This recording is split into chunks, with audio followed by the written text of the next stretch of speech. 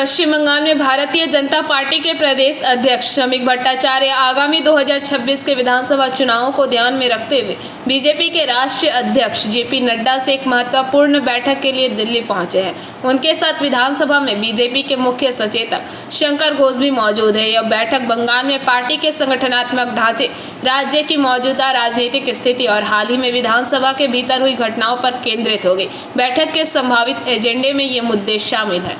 संगठन की समीक्षा, बंगाल में पार्टी संगठन को और मजबूत करने की रणनीति, राजनीतिक स्थिति, राज्य सरकार के कथित संवैधानिक उल्लंघन और राजनीतिक अराजकता पर चर्चा, विधानसभा में विपक्ष की भूमिका, सदन में विपक्ष की भूमिका को और प्रभावी बनाने की योजना, 2026 चुनाव, अगले विधानसभा चुनाव के लिए नए आंदोलन और रणनीतियों को अंतिम रूप देना। इस बैठक में शंकर घोष पर विधानसभा में हुए कथित हमले का मुद्दा भी उठाया जाएगा, जहां उन्होंने आरोप लगाया था कि प्रधानमंत्री के खिलाफ अपमानजनक नारेबाजी की गई थी, लेकिन स्पीकर ने कोई कार्रवाई नहीं की। राजनीतिक विश्लेषकों का मानना है कि यह बैठक सिर्फ एक संगठनात्मक समीक्षा नहीं है, बल्कि यह बंगाल बीजेपी के लिए अगले विधानसभा चुनाव की दिशा तय करने का एक महत्वपूर्ण कदम है।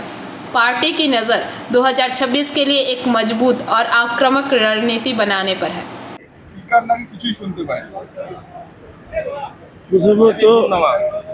প্রথমত আমি বলি যে সেদিনকার ঘটনার মূল দায়ী যদি কেউ হয়ে থাকে স্পিকার সাহেবের মেরুদণ্ডহীনতা। মাননীয় মুখ্যমন্ত্রী তাকে এককভাবে তার নিজস্ব ন্যারেটিভ তৈরি করবার জন্য বিধানসভায় বলবার ক্ষেত্র তিনি প্রস্তুত করতে গিয়েছেন। বিধানসভার অভ্যন্তরে বিরোধী দলনেতাকে সাসপেন্ড যে পদ্ধতিতে করা হয়েছে সেটা অনৈতিক।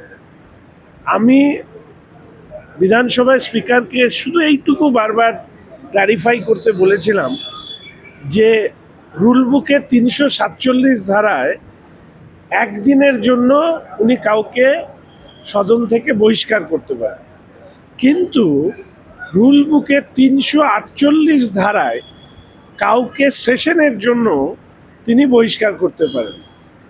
যে বুকলেট আমাদেরকে দেওয়া হয় সেখানে 7 নম্বর পেজে পরিষ্কারভাবে 347 ধারা উল্লেখ করা ছিল, কিন্তু 348 ধারায় তিনি যে বিরোধী দলনেতাকে সাসপেন্ড করেছেন, আমি শুধু তাকে অনুরোধ করেছিলাম যে প্রসিডিংসের টেপটাকে শোনানো হোক।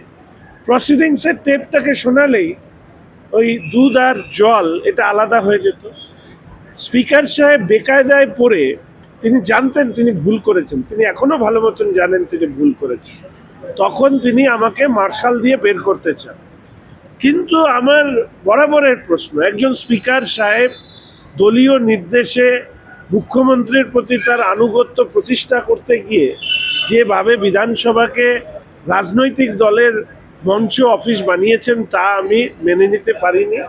ফলে তার বিরুদ্ধে আমার প্রতিবাদ আমি ধ্বনিত করেছিলাম এবং তারপরে যেভাবে বলপূর্বক প্রায় 15-16 জন মিলে আমাকে ওই বেঞ্চের ভেতরে যেভাবে আমাকে টানা হিচড়া মারা, ঘুষি মারা থেকে শুরু করে যেভাবে শারীরিক আঘাত করা হয়েছে, এটা কাম্য ছিল না। এবং স্পিকার সাহেবেরও উচিত যে স্পিকার সাহেব কেন একটু দলীয় আনুগত্য প্রতিষ্ঠা করবার চেষ্টা করবেন। ওনার মতন স্পিকার সাহেব মনে হয় বিধানসভায় স্বাধীনতার পরে পশ্চিমবঙ্গ দেখেনি। मुख्यमंत्री को बोलिए ना, पेट्रोल डीजल के ऊपर से उसका टैक्स हटा ले, तो उससे तो प्राइस ही घट जाएगी, मुद्रास्फीति के ऊपर नियंत्रण आएगा। क्यों नहीं कर रहे वो? अरे जिस जीएसटी की बातें कर रहे हैं, मुख्यमंत्री कांग्रेस प्रोडक्ट है। उस कांग्रेस ने सपना देखा, प्रणब मुखर्जी जी ने देखा, डॉक्टर मनमोहन सिंह ने देखा, लेकिन साकार नहीं कर पाए। वो भारतीय जनता पार्टी ही किया, ये स्वीकार प्रणब मुखर्जी उन्होंने किया, उसके उपस्थिति में हुआ। असीम दासगुप्ता का कंट्रीब्यूशन है इसमें, दूर दूर तक तृणमूल का कोई कंट्रीब्यूशन नहीं है।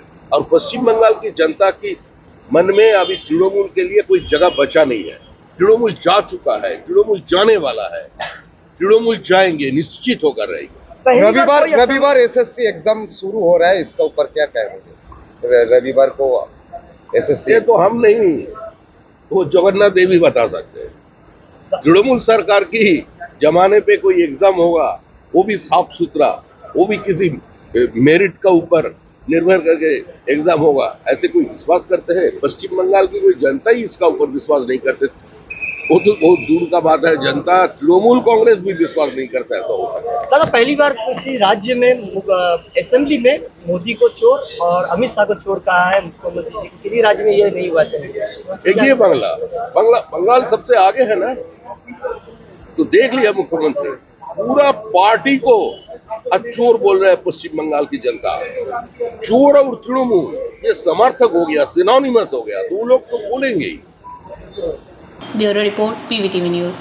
रानीगंज में इतने लग्जरी रूम, वो भी इतने कम प्राइस में। सो मैं बात कर रही हूँ रानीगंज के NSD रोड में लोकेटेड होटल अतिथि इन के बारे में। यहाँ पे आपको फैमिली, फ्रेंड्स और कॉर्पोरेट के लिए रूम्स मिल जाएंगे, वो भी सिर्फ 1500 स्टार्टिंग प्राइस में। यहाँ पे आपको super deluxe room, Dulux room, regular room के साथ साथ प्योर वेज रेस्टोरेंट, जहाँ से आप अपने रूम तक टेस्टी फूड ऑर्डर कर सकते हैं। ये होटल हाइजीनिक और क्लीन होने के साथ साथ 27 हेल्पिंग फैसिलिटी भी देती है। High speed wifi, TV with fully AC interior, 24/7 room service, good ambience, clean cupboards, separate geyser facilities, clean washrooms, smoking area. अगर आपका भी प्लान है रानीगंज में स्टे करने के लिए, तो आपके लिए ये एक अच्छा ऑप्शन हो सकता है। आप यहाँ पर रूम ऑनलाइन प्लेटफॉर्म मेक माई ट्रिप से भी बुक कर सकते हैं। अगर आप मेरी वीडियो दिखाते हैं तो आपको मिलेगा एक्स्ट्रा 20% ऑफ। अतिथि इन होटल आपको रानीगंज स्टेशन से 5 मिनट वॉकिंग डिस्टेंस पे मिल जाएगा। और इन्फॉर्मेशन के लिए आप इन्हें कॉल भी कर सकते हैं। Thank you for watching.